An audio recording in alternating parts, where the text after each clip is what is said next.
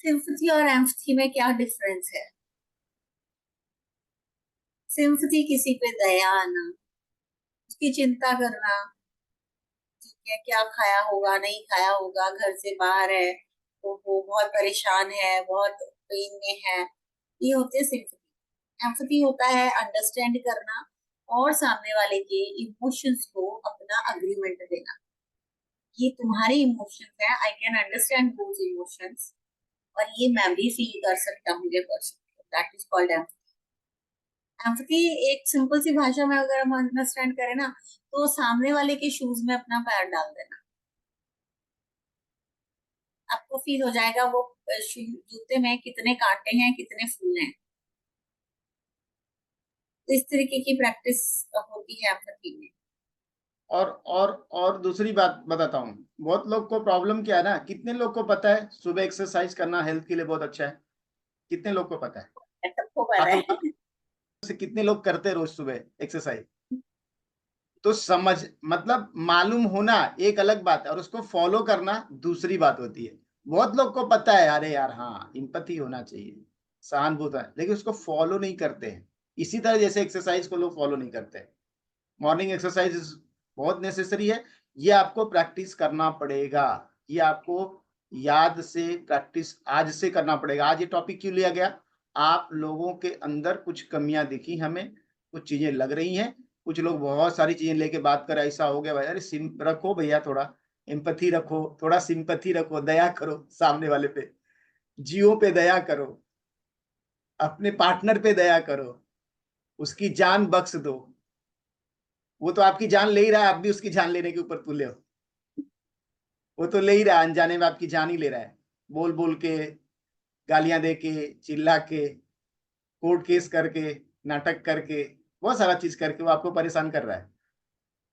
आपको पता नहीं है कि कभी कभी जो चीजें अगर ये नहीं करते हो ना, तो आपका पार्टनर इतना जिद्दी हो जाता है कि उसको समझ में आ रहा है कि इसमें मेरा नुकसान है, फिर भी वो चीजों को करता है। उसको पता है कि मैं गड्ढे में गिर जाऊंगा, ये जो मैं रास्ते पे जा रहा हूँ दिस इज नॉट करेक्ट, फिर भी वो गिरेगा उसमें। क्यों?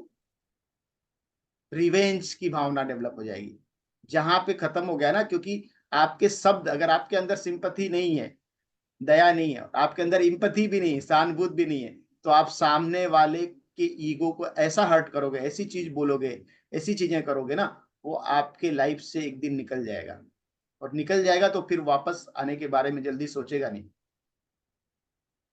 तो ये डेवलप करना पड़ेगा आपको। Yes doctor. मैक्सिमम जो है ना, लोगों के जो फिजिकल रिलेशन में प्रॉब्लम होता है उसका कारण है इम्पैथी। सामने वाले को समझते ही नहीं,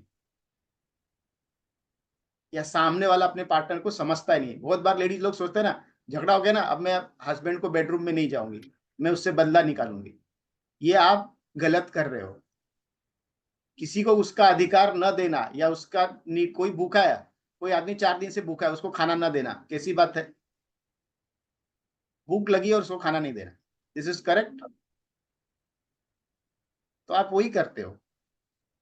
जब आप फिजिकल रिलेशन के लिए मना करते हो ना अपने पार्टनर को, या आप उसका बदला निकालते हो ना, वो आपका अधिकार नहीं है। आप पर बोलते हैं ना, सुना है ना कि दिन भर झगड़ा कर लो कि रात को झगड़े खत्म कर लो, पति पत्नी के बीच में, सुना है कि नहीं ये बात?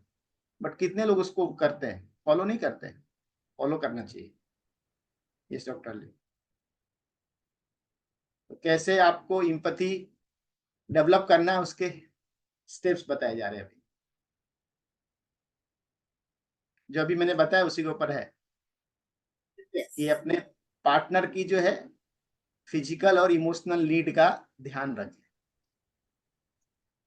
सबसे ज्यादा प्रॉब्लम क्रिएट होता है जब आप अपने पार्टनर के फिजिकल और इमोशनल नीड को नेग्लेक्ट करते हो, तो वो एक्स्ट्रा मैरिटल अफेयर की तरफ जाता है, और फिर वो आपसे इमोशनल डिस्टेंस बनाता है। और जब वो इमोशनल डिस्टेंस बना के कि कोई उसको और अच्छा लगने लगेगा, फिर आपको वो धीरे धीरे कुछ और बहाने करके आपको अपने लाइफ से निकाल देगा। उसके व्यक्तित्व को समझे मतलब, और उसका सम्मान करें, जो उसकी पर्सनालिटी है ना, उसको अंडरस्टैंड करना और उसका रिस्पेक्ट करना। वो जिस तरह का टेढ़ा है पर मेरा है, सामने वाला टेढ़ा है पर मेरा है, जो मैं बोलता हूँ वो यही है, ये अंडरस्टैंड कीजिए उसका। वो जैसा भी है वो आपका है। अगर आप उसको गड़बड़ करोगे आगे चल के रिश्ते गड़बड़ हो जाएंगे। अगर वो आपके साथ कुछ कर रहा है तो क्यों कर रहा है, आपका उसका कार्मिक बैलेंस है। लड़ाइयां कर रहा है तो, अगर लड़ाइयां जिस दिन खत्म हो जाएगी ना, आपका प्यार खत्म हो जाएगा। लड़ाइयां थोड़ी बहुत रहती है पति पत्नी में, ऐसा कभी नहीं होगा कि लड़ाइयां नहीं रहेंगी। ज्यादा लड़ाइयां नुकसान करती है, लेकिन थोड़ी बहुत तो रहती है। जब आप अपने पार्टनर के साथ इमोशनल कम्युनिकेशन कर रहे हैं ना, इमोशनल कम्युनिकेशन का मतलब क्या होता है कि आप उनके प्लेस पे रह के अपने आप को देखते हो, उसको बोलते हैं इमोशनल कनेक्शंस या इमोशनल कम्युनिकेशन। मतलब भावनाओं का संचार कर रहे हैं जब आप, जब सामने वाला आपके साथ इमोशनल कम्युनिकेशन कर रहा है तो आपको भी इमोशनली उससे कनेक्ट होना, ना कि डिसकनेक्ट होना है। और बहुत बार ये होता है कि सामने वाला बहुत प्यार से समझा रहा है, बात कर रहा है, और आप अपने मोबाइल में लगे हो। हाँ हाँ हाँ हाँ, सुन रहे हो लेकिन नहीं सुन रहे हो। क्या बोल रही है आपकी वाइफ या क्या बोल रहा है आपका पार्टनर, कुछ आपको पड़ी नहीं। टीवी देख रहे हो और हाँ हाँ हाँ हाँ, बोलो बोलो बोलो। बहुत बार लोग अपने पार्टनर को जवाब देने के लिए सुनते हैं, उसने आधा बोला और उसके बाद जवाब चालू हो जाएगा, कंप्लीट सुना भी नहीं। क्योंकि उनको, उन्होंने पहले से परसेप्शन बना के रखा है, ये तो जो बोलेगा गलत ही बोलेगा, या ये तो जो बोलेगी वो गलत ही बोलेगी, ये जो बोलेगी मेरे फैमिली वालों के खिलाफ ही बोलेगी। अरे आपके फैमिली वालों में भी कुछ है प्रॉब्लम। अगर आपके माँ और पिताजी के बारे में बोल रही है आपकी पत्नी, आपके माँ और पिताजी में आपको कमियां नहीं दिखती है, लेकिन उसके हिसाब से है, उसके हिसाब से है, तो वो आपको देखना पड़ेगा। आप हस्बैंड होके बोल नहीं सकते और 25 28 साल तो मेरी माँ ने मेरे साथ कभी गलत किया नहीं, तेरे साथ कैसे गलत कर देगी। हाँ करेगी, क्योंकि वो बहू है, उसका खून नहीं है वो, उसको जज करेगी। जो आपको करती वो आपके पत्नी को नहीं करेगी, नहीं दे सकती है, आपको सुनना पड़ेगा। और दूसरी बात है, बहुत बार लेडीज लोग, जो आप समझ रहे हो, आप अपने माँ बाप को जिस तरह रिस्पेक्ट दे रहे हो, जैसे आपके माँ बाप आपको चिल्लाते हैं डांटते हैं तो उनका सुन लेते हो, आपके सास ससुर भी बोलेंगे तो उसका सुनो, वो बड़े हैं। नहीं तो आपका रिश्ता खराब हो जाएगा। क्योंकि अगर आपका रिश्ता अपने सास ससुर के साथ अच्छा नहीं है ना, तो आप उस घर में कभी भी वो लेवल नहीं अचीव कर सकती है। बहुत बार लेडीज को लगता है बस मेरे पति के साथ रिश्ता ठीक है चल जाएगा, नहीं, कभी आप आगे नहीं बढ़ पाओगे। आपको सबसे पहला जो रिलेशन कंप्लीट करना है वो अपने सास ससुर के साथ करना है। जो लोग न्यूक्लियर फैमिली में रहते हैं ना, आज इसके लिए एक्स्ट्रा मैरिटल अफेयर ज्यादा हो गए। पूरा परिवार रहता तो कहाँ ज्यादा होते थे, नहीं होते थे। सास ससुर परिवार बाकी लोग तो रहते थे घर में ना, डर रहता था। अभी आजकल डर ही नहीं रह गए, हस्बैंड वाइफ दो ही रह रहे, क्या फर्क पड़ता है, वो लेट आ रहा है वो लेट आ रही है। ये सब कारण बन गए। तो आपको पहली बात की ध्यान रखना है, रिलेशनशिप में बहुत इंपॉर्टेंट है अपनी स्वयं की देखभाल पर ध्यान दें। अपने रिश्ते में सहानुभूति पैदा करने के लिए आपको अपनी जरूरतों और भावनाओं के प्रति सहानुभूति रखने की आवश्यकता है। ठीक है, तो इसके लिए क्या करना है, मेडिटेशन करो, योग करो, ध्यान करो, प्रार्थना करो। लेडीज लोग को थोड़ा अपने हस्बैंड को, अपने पार्टनर को थोड़ा मालिश करो। अरे मैं उसकी नौकर हूं क्या, नौकर नहीं होता है। जब आप फिजिकल टच करते हो ना, तो लेडीज लोग, जब जेंट्स को अगर सर पे थोड़ा सा 2 मिनट भी ऐसे ना हाथ रख के घुमा देंगे ना, तो उनको अच्छा फील होता है। नहीं आप उनका पैर दबा सकते हैं, लेकिन सर पे थोड़ा सा मालिश कर दो 2 मिनट, या टच करो, थोड़ा वो सब करना चाहिए। ठीक है, इससे क्या होगा कि आपकी फिजिकल, स्पिरिचुअल और मेंटल जो हेल्थ है ना, वो बेस्ट हो जाएगी। आपकी इमोशंस जो है वो हेल्दी हो जाएंगे। जब आप इमोशनली हेल्दी ग्रो करोगे रिलेशनशिप में, आपका रिश्ता बढ़ते जाएगा। और इसी का उल्टा भी इतना ही सच है, जब आपके अंदर डिस्टेंस होती है तो आप इमोशनली धीरे धीरे डिस्कनेक्ट होते रहते हो। आप अपने करियर पर ध्यान दो, लेकिन करियर के साथ अपने पार्टनर पर भी ध्यान देना उतना ही जरूरी है। जब आपका साथी बात कर रहा है तो उस पर ध्यान दें, बोलने के लिए अपनी बारी का इंतजार करें, सचेत होकर अपने साथी को अपना पूरा ध्यान दें। ये नहीं कि बीच में बोल दे, जो भी मैं बता रहा था। सबसे आसान तरीका क्या है कि आपका साथी क्या कहना चाहता है ये सीखें।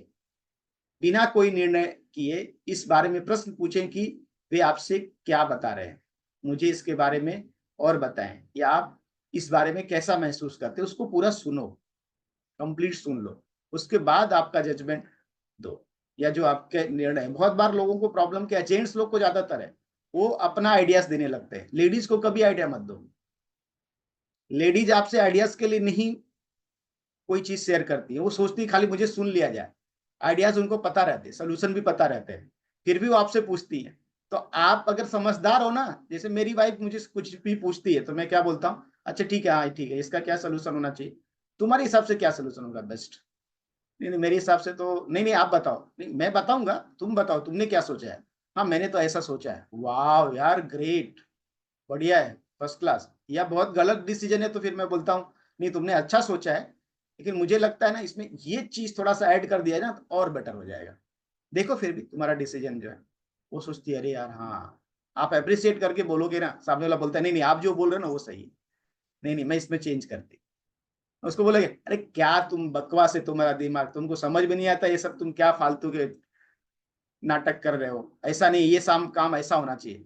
फिर वो वही करेगी जो उसने बोला है। जब आप मना करोगे इस तरह से ना डायरेक्ट, फिर वो वही करेगी जो आप उसको मना कर रहे हैं। ठीक है। यस डॉक्टर अलीन, आप भी कुछ बोलो। मैं थोड़ा सा, मेरे को लगा बताना चाहिए इसलिए मैं बता दिए। हाँ सेल्फ लव बोल रही है, लड़का से कम। म्यूट है क्या आप? जी सर। सो नेक्स्ट इज आप अपने आपने अपने आसपास जो एक दायरा बना रखा है ना, उससे बाहर निकलिए, अपने जोन से बाहर निकलिए। बहुत बार ऐसा होता है कि लोगों के ना 4-5 फ्रेंड्स होते हैं, वो उसी जोन में रहते हैं, उनको भी आपके बारे में सब पता है। तो आपकी लाइफ में कोई प्रॉब्लम चल रही है, उनको सबसे पहले पता है। तो ऑल द टाइम ना वो आपके साथ वही चीजों पे बात करेंगे, वही चीजों को डिस्कस करेंगे। तो आप कभी भी उस जोन से बाहर नहीं आ सकते। अगर आप उन लोगों के बाहर जाके कुछ और नए दोस्त बनाते हो या नए लोगों से मिलते हो, उनको आपके नहीं पता है कि क्या प्रॉब्लम चल रहा है। वहां पे आपके जो बात करने का तरीका है वो अलग होता है, जो आपको एक हैप्पी मूड में लेके जाता है। और दूसरा इसका इम्पोर्टेंट रीजन ये है कि आपको नए नए लोगों से मिलते रहना है, ताकि जो एम्पथी आप दूसरे की जगह पे रख के बिल्ड कर रहे हैं, जब आप नए लोगों से मिलना स्टार्ट करते हैं ना, तो आप उनसे भी वो एम्पथी बिल्ड करते हैं, जिससे आपको एम्पथी को प्रैक्टिस करने का एक बहुत अच्छा वे मिल जाता है। आप मंदिर या गुरुद्वारे गए, आपको कोई नए लोग मिले, आपको उन्होंने आपके साथ बात शेयर की या नई नई दोस्ती हुई। इंसान आज के टाइम पे ना बहुत सारे लोगों का क्या होता है, दुख बांटने पहले स्टार्ट कर देते हैं। तो जब वो आपसे अपनी बातें शेयर कर रहे हैं तो आप एम्फेथेटिकली उनको अंडरस्टैंड करने की कोशिश करोगे। तो यही एम्पैथी आपका बिहेवियर का एक पैटर्न बन जाएगी, और आपके पार्टनर के लिए भी आप उसको इजीली इम्प्लीमेंट कर पाओगे। आपका जो नजरिया है, दृष्टिकोण है दूसरों को देखने का, वो चेंज होता है। और हमेशा कहा जाता है कि जिस चीज की आप जितनी प्रैक्टिस करते हो, उतना ही आप उसमें परफेक्ट होते हैं। अनदर इज, कम्युनिकेट करते समय आप गैजेट्स जो आपके हैं उनसे दूर रहें। ऐसे नहीं है फोन पे स्क्रॉल करते हुए हाँ ना ठीक है हूँ, और सामने वाला अपनी बात बोल के चला गया, फिर आप बाद में पूछ रहे तुमने क्या बोला था। फिर वो बात का कोई मतलब नहीं रह जाता, सामने वाला भी ट्रिगर होगा, फिर वो गुस्से में कड़वी बात बोलेगा, आपको अच्छी नहीं लगेगी, और फिर जो किया कराया था वो सब फेंकने चला जाएगा। तो जब भी आप कम्युनिकेट करते हैं तो एक्टिवली किया करें, नहीं तो ना करें, वेट करें। फोन में रील्स देखते हुए, सोशल मीडिया चलाते हुए, वेब सीरीज देखते हुए कम्युनिकेशन का कोई मतलब नहीं बनता। अगर आप अलग अलग किसी सोसाइटियल जो कम्युनिटीज होती हैं उनके साथ अटैच होते हैं, तो आपका जो जोन है ना वो उतना बड़ा होता चला जाता है, और आपको अपॉर्चुनिटीज मिलती हैं अलग अलग लोगों के साथ काम करने की। और जितना आप अलग अलग लोगों के साथ काम करोगे, उतना आप अपने ये स्किल्स को पॉलिश करते चले जाते हो, and end of the day ये सारी स्किल्स आपके रिश्ते में काम आए। आपके पहले जो भी चैलेंजेस रहे हैं, या जो भी चैलेंजेस अभी प्रेजेंट में भी अगर हैं, तो वो दूसरों के साथ कंपेयर मत करें। मुझे ये नहीं आता उसको आता है, या मेरी वाइफ को ये नहीं आता उसकी वाइफ को आता है, मेरी वाइफ ड्राइव नहीं कर सकती उसकी वाइफ ड्राइव कर सकती है। तो ये चीजों से आप दूरी बनाए। वहां पे आपको कॉमन क्या ढूंढना है, मैं ये कर सकता हूँ वो भी कर सकता है, मेरी वाइफ ये कर सकती है उसकी कर सकती है, मेरी वाइफ भी कर सकती है। एक कॉमन ग्राउंड फाइंड आउट करना, ताकि आप एक कंपैरिजन वाले जोन से बाहर आए। और जब आप एक कॉमन ग्राउंड फाइंड आउट करोगे ना, तो धीरे धीरे आपको आपकी खूबियां या आपके पार्टनर की खूबियां ऑटोमेटिकली दिखने लगेंगी। और जब आप किसी की खूबियां देखते हो, आपको समझ में आती हैं ट्रूली, तो आप उस इंसान की वैल्यू करते हो। जब आप उस इंसान की वैल्यू करोगे, तो वहां पे अंडरस्टैंडिंग, इमोशनल इंटीमेसी, एम्पैथी सब बिल्ड होने लगता है। अपने आप को असुरक्षित बनाए, मीन्स अपने आप को उस जोन में ना रखें कि I am safe. Safe in the sense रिश्तों में सेफ। उसके लिए आपको ऑल द टाइम काम करना पड़ेगा। इसको इसको आपको थोड़ा, ऑल द टाइम एम्पैथी को बिल्ड करना होगा। डॉक्टर अली, इसको थोड़ा मैं इनसिक्योरिटी, जी सर। इसको थोड़ा डिटेल में समझाता हूँ। बहुत बार इसका मतलब क्या होता है, बहुत सारे लोग को लगता है अभी इससे मेरे शादी कर लिया ना, अब तो ये जिंदगी भर फॉर मेरा, ग्रांटेड। हाँ, फॉर ग्रांटेड लेना। और उधर ही फिर लफड़ा चालू होता है, और उसके बाद वो पार्टनर अपने लाइफ में वो दूर जाने लगता है, फिर कुछ चीजें करने लगता है। मतलब जब आप फॉर ग्रांटेड लेना, असुरक्षित करने का मतलब यही है कि अपना मुखौटा हटाएं कि ये फंस गया अभी सामने वाला। लव मैरिज वाले तो बहुत खास करके, अब तो ये शादी कर ली, अब ये कहाँ जाएगी, ये तो अपने घर वालों से भी झगड़ा करके शादी की है। ये गलत फहमी है आपका। ठीक है, यस डॉक्टर। आपके जो कथित विरोधी हैं, उन पर दया करें। अब कथित विरोधी क्या होते हैं? सास ससुर पहले ही आपके घर के ही लोग हैं, आपके रिश्तेदार ही हैं, और कभी ना कभी आपका जो कथित विरोधी है वो आपका स्पाउस भी हो जाता है। हम्म। तो उनके लिए भी आपके मन में करुणा होनी चाहिए, सिंपैथी होनी चाहिए। मान लो कि भाई वो अब मेंटली फिट नहीं है, तो आपके मन में उनके लिए सिंपैथी ऑटोमेटिकली आ जाएगी, और आपका पूरा फोकस आपके रिश्ते पे होना चाहिए। बट होता क्या है कि पूरा फोकस रिश्तेदारों पे होता है, और जिस इंसान पे फोकस करना चाहिए उससे फोकस हट जाता है।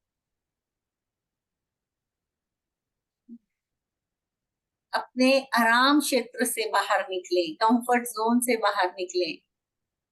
ये मेरा कंफर्ट जोन है, अब बस अपने को इसमें मजा आ रहा है, ऐसी लाइफ निकाल देंगे। कोई गोल नहीं है, कोई एक्साइटमेंट नहीं है, कोई थ्रिल नहीं है, बस ये कंफर्ट जोन है, अब ऐसे ही निकल जाएगी लाइफ। और वो कंफर्ट जोन वाली लाइफ कैसी होती है?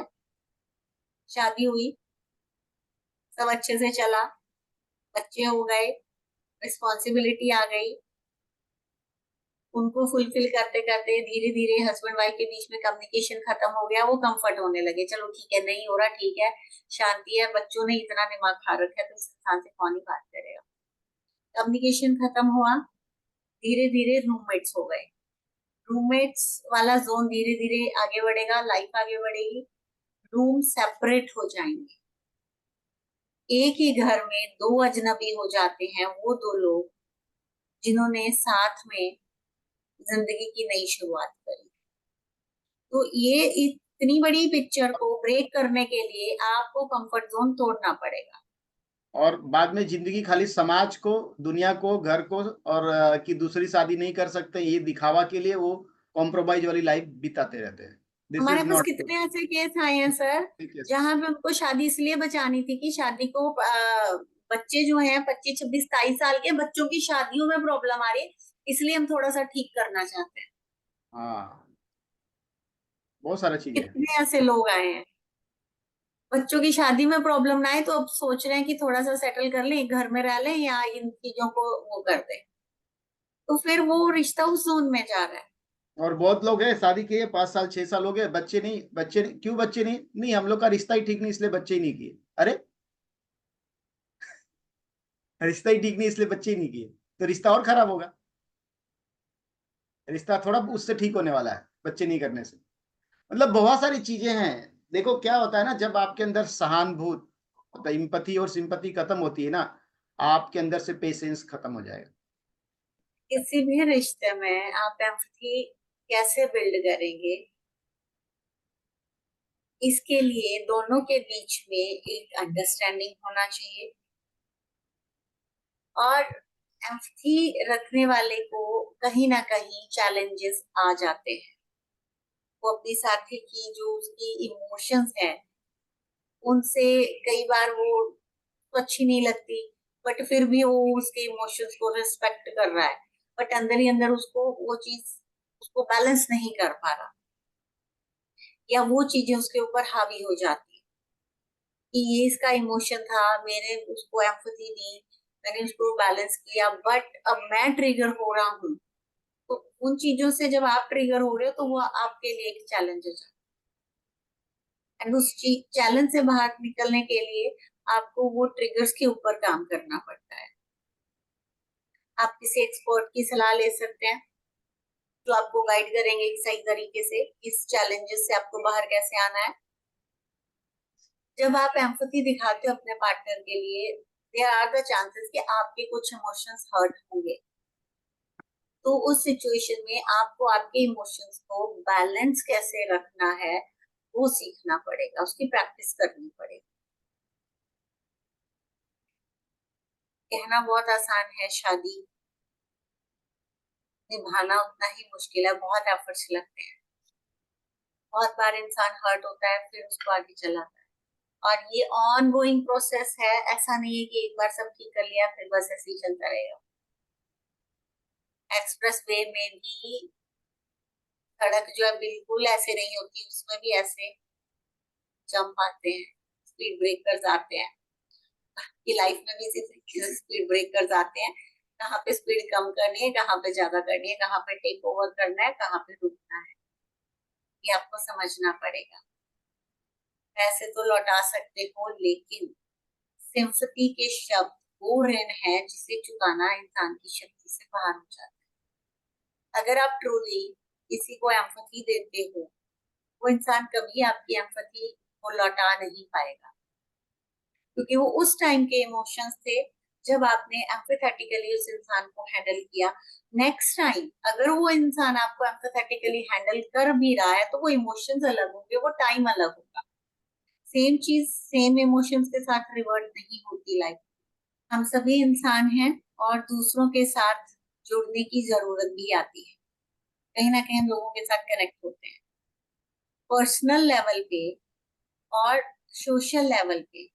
हर लेवल पे समस्या समाधान में सहानुभूति को लागू करके हम करुणा, सम्मान और दयालुता फैलाते हैं। एम्पैथी लाइफ के हर मोड़ पे काम आती है, रिश्ते में ही नहीं, सोसाइटी में भी, प्रोफेशन में भी, बच्चों के साथ भी, हर जगह आपको एम्पैथी काम आएगी। सहानुभूति और समझ शक्तिशाली हथियार है जो रिश्तों को बदल सकता है। भावनात्मक संबंध विश्वास और समर्थन को बढ़ावा दे सकते हैं। सक्रिय रूप से सुनने, भावनाओं को मान्य करने और परिप्रेक्ष्य लेने का अभ्यास करके आप अपने साथी के लिए एक सुरक्षित और पोषणपूर्ण वातावरण बना सकते हैं। याद रखें, सहानुभूति और समझ निरंतर चलने वाली प्रथाएं हैं जिनके लिए इरादे और प्रयास की आवश्यकता होती है। यदि आपको यह कार्यशाला उपयोगी लगी तो कृपया हमारे समुदाय की अनुशंसा करें और इसे अन्य लोगों के साथ साझा करें जिससे उन्हें भी लाभ हो। धन्यवाद।